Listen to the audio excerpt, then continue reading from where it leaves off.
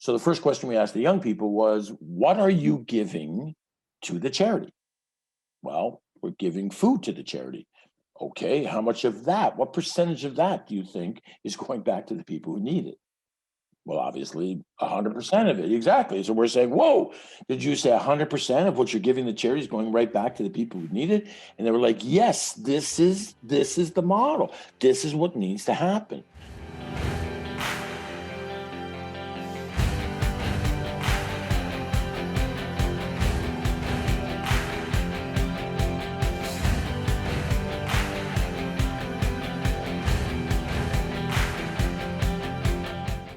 There's 53 million people in North America. I'd say this to people outside of North America, and they're like, what? Yeah, Canada, the United States, we have 53 million people now that go hungry every day. 17 million of those are children. Ultimately, you strip it all away. Our goal is to end hunger in North America for now. That's our first, 5-year goal, is to end hunger. We think we can do it. We've got the model now. It's all addressed around, around giving people, everybody wins more than they put in, full transparency around where your money's going, the actual impact it's having. So it's a really, really cool model. And it's just taken off now. We're starting to, we see real growth. We're on track to be feeding 20 to 25 million people per month in the next, 3 to 4 years. For anyone who watches on YouTube, like, how would that work? Like, you have the meals, you deliver them. Can you go into detail about that? So the reality is that our charity model is broken. We do about $425 billion every year to charities in North America, and numbers continue to go up in almost every single sustainable development goal. So when we saw that, when we kind of came back, and as a creative business strategist in the advertising world for 25 years, I saw that, and I said, well, it's not going to get done. So we have to create this new model. So we declared ourselves as a for-profit social enterprise with the model that everybody must win more than they put in.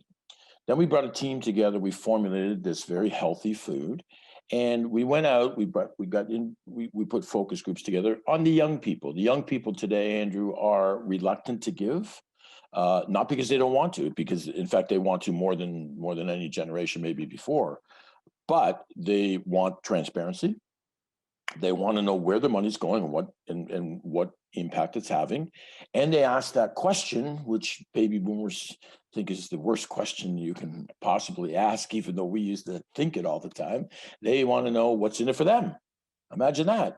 So I took all of that data, we put this model, and it's a very simple model. We formulated this food, and then we put focus groups together, and we said to these young people, okay, we want you to buy 30 meals from us. And those meals are going to cost $39.70, so $1.33 a meal of healthy, non-GMO organic food. We're going to then take that food in your name, and we're going to ship it to one of our charity partners. Food charities are, in essence, food distribution businesses. That's really what they are. They get food from other people, and then they ship it to the people who need it. So we ship it in their name to Second Harvest in Canada, for example. And Second Harvest says thank you, and they send them the tax receipt for the full amount. So the first question we asked the young people was, what are you giving to the charity? Well, we're giving food to the charity. Okay, how much of that? What percentage of that do you think is going back to the people who need it? Well, obviously, 100% of it. Exactly. So we're saying, whoa, did you say 100% of what you're giving the charity is going right back to the people who need it? And they were like, yes, this is the model. This is what needs to happen. So we said, great. Transparency. We got 2 thumbs up. Literally 100% of them said, yes, this is exactly right. Because we were charging $1.33. And when we told them this, they were like, we don't even know how you can manufacture this for this. It's a cup of granola oatmeal and 2 bars in every box. We don't even know. You can't even do that for $1.33. We told them it was volume and everything, but they were like, well, yeah, either way, we're happy as hell. You're not getting rich on this. So we had that part. The next thing we said to them is, okay, well, we want you to do this forever. You love it so much that you're gonna commit to doing this forever, right? And of course, they're like, well, hang on a second there, Gramps. I said, no, I'm sorry, my bad. I forgot to tell you. We have a discount mobile app. And on that app is 309,000 vendors. And those vendors range from from restaurants, bars, hotels, travel, electronics products, clothing. Every one of our vendors will give you a minimum of 15% off every time you use it. So we did case studies, couldn't find one single person in any of our focus groups that wasn't going to save a minimum of 5 times what it was costing to feed that person. So we said to them at the end of it, so are you going to do it forever? And they were like, why would we stop? Exactly. So we had that sustainability. And then the last piece, which is really important because it allows us to do things like the vegan experience and others, we must give back. We must give back 50%, roughly 50%, $3 of every $39.70. We must give that back to other causes or programs that help us feed more people.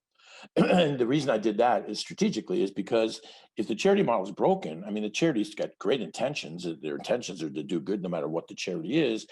So, but if they're going to continue to struggle as this younger generation comes out and really doesn't like their model and doesn't want to give to them because they don't know where it's going, they can now partner with us. We can feed people and we can give money back to them. So all of a sudden, it becomes this collaborative model where, again, everybody wins more than they put in. So that's the model that we created, and it's it's really going really well. We're getting some great contracts right now. But the other thing with us, Andrew, is we're very creative in the programs. So we create these programs where we can feed millions of people. We're not a charity. We don't call people and say, hey, would you like to feed a child or whatever?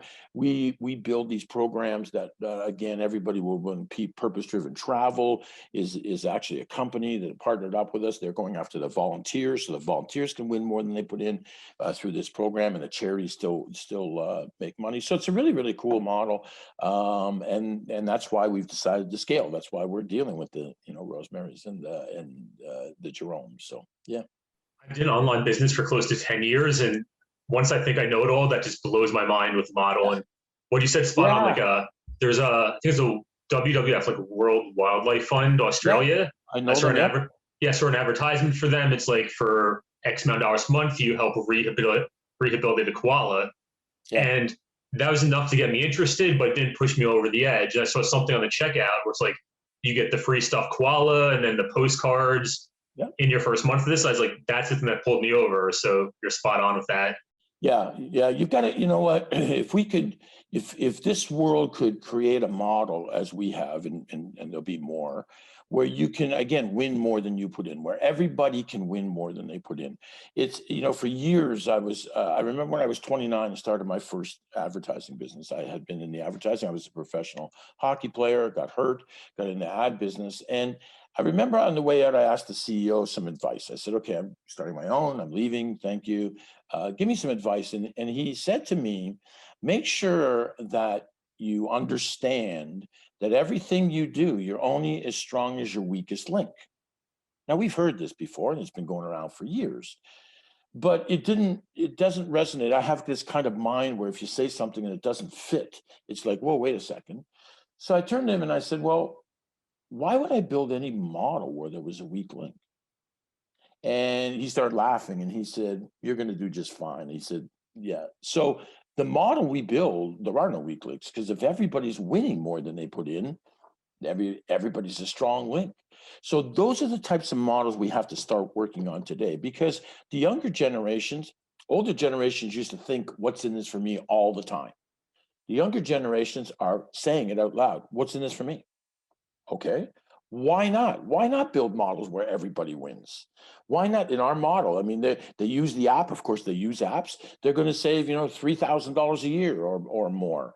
Why not? Why it costs them $464 to feed a child or a person, and now they're saving $3,000. That's a good deal. What's wrong with that? That should be the way it is, and there's no reason why. I mean, I'm not the smartest guy in the world, but here's a model where every touch point wins more than they put in. So yeah, it's I think we can start doing that. We need to be more creative. We're so focused on all the tech and everything in the world today. Sometimes we just need to sit back and say, well, okay, that's all great. We can certainly implement that, but let's figure out the actual basic model that everybody can win more than they put in. And then everyone's going to love it, because why wouldn't they? So that's where we are today. Yeah. You just told me on that, like, where could I sign up, like, for the $39 meals? Is it through the website or through that app? Yeah, we've got different models. I'll send you some more information once we get off here. We've got one. Sure. So as an example for now we sit back and say, okay, we've got this great model and everything. There's 53 million people. So where are the areas that we're going to target to get millions of people fed? So one of the ones we're targeting right now is the influencer, the online space, the creators. So we're reaching out to them and saying, guys, we've got a model where, everybody's going to win more than they put in. So here's what's going to happen. You guys are looking for what? You're looking to make money. It's a business for you. It's a business for an online guy. They're building up the followers and everything else. So it's just a business. So I've got $3. So 25 cents always goes to the charity, the food charity, to help them for distribution costs. So I basically got $2.75. So let's talk about that. What do you guys want? You guys want to make money? Okay, fine. You want to increase engagement, because engagement now is key, right? It used to be how many followers, but now advertisers are saying it doesn't matter how many followers if they're not being engaged or whatever. So how do we build engagement? So say, okay, create our program. Go out and tell your followers, okay, here's what's going to happen. We're going to start feeding children, and we're going to start feeding people. So you're going to pay $39.70. You're going to get this discount app. So you're going to win more than you put in. Now, what we're also going to do, so we say to the influencer, keep $1 for yourself. Just did this yesterday. So we said to this particular lady, how many? I think she had 350,000 followers, and the engagement was not bad, but she's always looking to improve it. So we said, okay, so how many, doing a program like this, what's your target? How many she wants children? How many children do you want to feed? She said, okay, 10,000. Let's set the goal at 10,000, roughly, 3% conversion. I said, okay, good. So at 10,000, you're going to get $10,000 a month. $1 to you, put in your pocket for your business to do whatever you need to do. Then we're going to take 10,000 a month, another $1, and we're going to give back to those people who are getting engaged, to those people who are feeding. We're going to do monthly draws.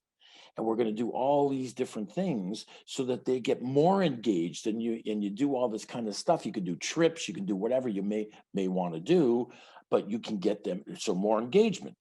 She's like, wow, that's fantastic. I said, then the real last one, which is, because people say, whoa, why would I do that? And then I tell them, and they're like, whoa, never thought about that. Then we're going to take it 50 cents. So in her case, 5,000 a month, and we're getting her followers to vote on what other causes they want 1,000 each or whatever she wants to do, that should go to. And the reason we do that is because, again, young people get passionate about a cause.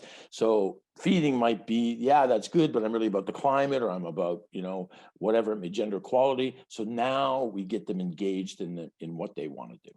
So that's kind of a give back. And so now influencers are looking at that and saying, wow. So yeah, and that's sustainable. That's going to get you that money every month, and it's going to build the engagement. Will get you other advertisers now that will come because your engagement levels are up. You're going to make more money, so it's a win-win-win. So why wouldn't you do it? Everybody wins. Yeah. So now all of a sudden, and it's so funny, Andrew, because at first we had some of these when we started talking to them, they said, "Well, that's not the way things are done." Right? We get, advertisers pay us X amount and we do some videos and stuff like that. I'm saying, yeah, I know, but we're not in that position to be doing that. That's not who we are. So, do it, don't do it. So totally up to you. But these are the reasons why you want to do it. Look at what it does to a brand. You're selling health products or whatever. Now, all of a sudden you're selling health products, but you're also feeding children. That's huge. That's it just changes the overall brand. People might not like your health products, but they sure as heck are going to like the fact that you're feeding kids. So you're going to get even more followers doing that. So yeah, it's kind of a really cool program. And of course, as you know, the online space and the influencer creator space is massive. So we think we can feed 10 million people a month over the next 2 to 3 years just in that space alone. It's absolutely amazing. Yeah. So those are the types of things that we do.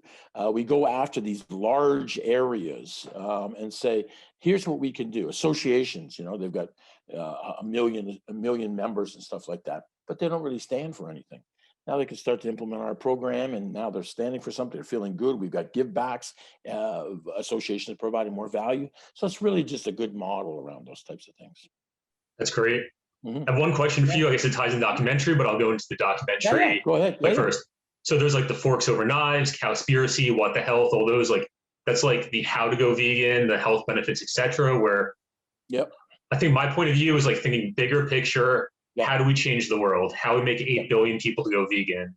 So I interviewed Dr. Michael Clapper, where he's educating medical school doctors and making the systems changes. So the next generation doctors, they're going vegan. I interviewed Aline Durr. She's a vegan interior designer. She's starting the Vegan Interior Design Week. So all the people in the vegan interior design industry, kind of like helping the industry grow as a whole. So all the big system changes, I try to like problem, solution, process. So when I was talking to you, or when I first saw your thing, it's okay, feeding, ending hunger, but also there's the problem about land use. So I think I originally want to ask you, so like, I think it was Beyond Meat, the CEO was saying, for every 100 acres of land, 90% of that goes to waste when you don't do plant-based ingredients. But I guess it's like making 10 bowls of spaghetti, throwing 9 of them away, and then having one. Do you know statistics behind that for why you choose plant-based? Or no, I don't. I mean, we're just, as I said, we're really getting into it now because we have a team, a full-time team that's working on the whole vegan experience. It's going to be, as I say, an annual event. It's going to travel around North America, probably even the world. We want to get it out in all countries. And so we believe that all those areas that you're talking about need to kind of be brought together to educate people properly.